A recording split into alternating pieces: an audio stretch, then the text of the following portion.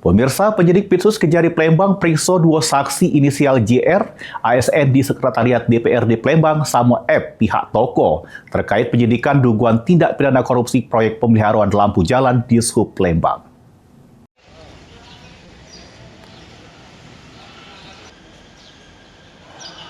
Proses penyidikan dugaan tindak pidana korupsi proyek pemeliharaan lampu jalan di Dishub Palembang terus bergulir. Kali ini tim penyidik bidang tindak pidana khusus Pitsus Kejari Palembang pada lagi memanggil sama meriksa dua orang saksi guna mendalami perkara yang bersumber dari anggaran pendapatan sama pelaju daerah APBD perubahan tahun anggaran 2025. Dari informasi yang dihimpun, dua saksi yang diperiksa yakni inisial JR yang merupakan ASN di Sekretariat DPRD Kota Palembang sama inisial F dari pihak toko. Jadi sampai malam ini sudah sekitar 79 saksi yang diperiksa. 8 diantaranya anggota DPRD Palembang, sama sikok lainnya ASN Sekretariat DPRD Palembang. Heru Wahyudi, PAL TV.